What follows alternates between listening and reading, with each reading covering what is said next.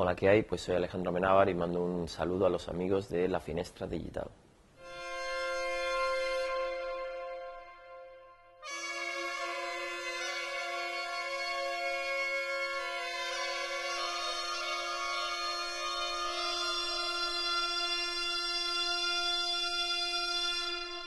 Llegamos a Egipto por accidente, porque en realidad nosotros queríamos hacer una película sobre la historia de la cosmología en 2000 años, y cuando tuvimos que decidir por uno de los personajes, surgió el nombre de Hipatia. Hipatia vivía en Alejandría en el siglo IV, entonces se supuso que acabamos haciendo un peplum, pero ya digo, llegamos por accidente allí.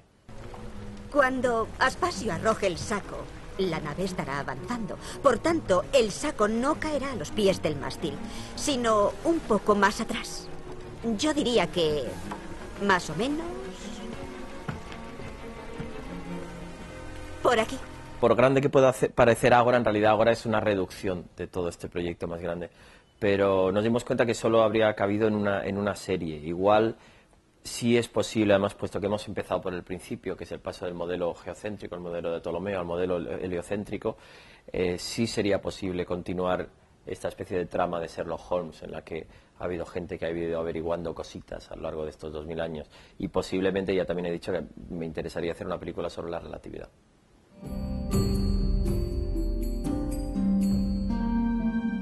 Hay esa ambición, es una película muy ambiciosa, pero está hecho en mi caso lo que he intentado es contar las cosas con muchísima sencillez y de un modo muy simple. Es decir, sí que es verdad que hay una visión del planeta, básicamente porque es que nos alejamos y vemos lo que es el planeta. Es el momento en que los espectadores les invito a vernos desde la distancia.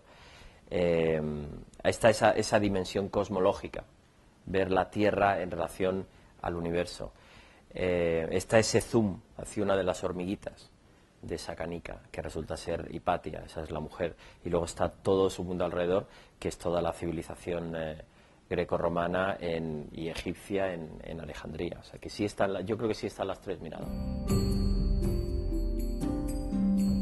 Tienes que pedir dinero, tienes que llamar a las puertas y tienes que convencer a la gente de que la película va a estar bien, de que necesitas la libertad creativa absoluta, y en ese sentido sí soy consciente de que los inversores han apostado ciegamente por mí porque nos han dado 50 millones de euros y no han hecho más preguntas.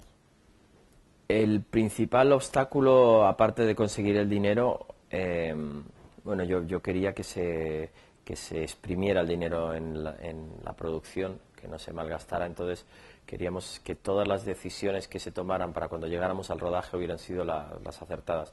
Lo más difícil quizá fue la construcción de los decorados, porque yo quería volver a las viejas películas de los peplum de los 60, donde se construían grandes decorados, porque quería huir de esos planos asépticos a los que nos tiene acostumbrados ahora el cine digital, donde parece que no puedes tocar nada, aunque ahora va a ser en 3D, pero es todo muy, muy, muy limpio. Quería que los actores interactuaran con el espacio.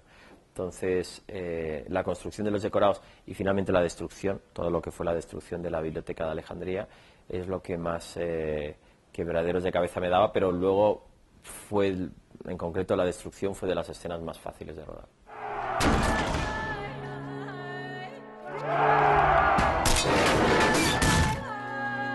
¡Corred! ¡Come on! ¡No hay tiempo! ¡No hay tiempo! ¡Señora! ¡Señora, debemos irnos! ¡Hay que dejarlos!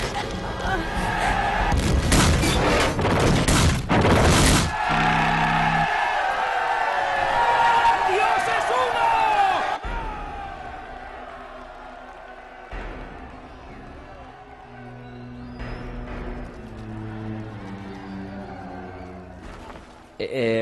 Las crónicas son bastante claras sobre qué llevó a la destrucción de la Biblioteca de Alejandría. Incluso describen algún episodio de cómo se destruyó en concreto la estatua de Serapis. Yo quería que se contar desde la euforia de quienes destruyen, que en este caso fueron los cristianos, esa euforia casi infantil, ¿no? Que lo fácil que es destruir las cosas como si fuéramos niños, y en el fondo estamos perdiendo el conocimiento, perdieron el conocimiento acumulado durante siglos en aquella biblioteca, en el fondo destruyendo su futuro. Entonces quería esa mezcla de euforia por un lado y esa mirada triste desde nuestro lado. Por eso hay un momento que tú ves un plano, la cámara da la vuelta y ves toda la escena invertida. Y también al mostrar la escena desde arriba, que esto pasa varias veces durante la película, y aceleras un poco la velocidad, te das cuenta de que somos hormigas. Queríamos buscar un efecto dramático, no, por ejemplo, huir de la cámara lenta de Sam Peckinpah, buscar algo al revés con la velocidad que nos diera una idea muy, muy dramática. Y en este caso creo que vernos como hormigas es una idea un poco arriesgada, pero a mí me servía para contarlo. Las promociones son parte del viaje. A veces está muy bien porque conoces sitios, te ayuda a ordenar las ideas también, y hay un momento donde las promociones se convierten en un disco rayado y te empiezas a volver loco, pero pues son parte del trabajo.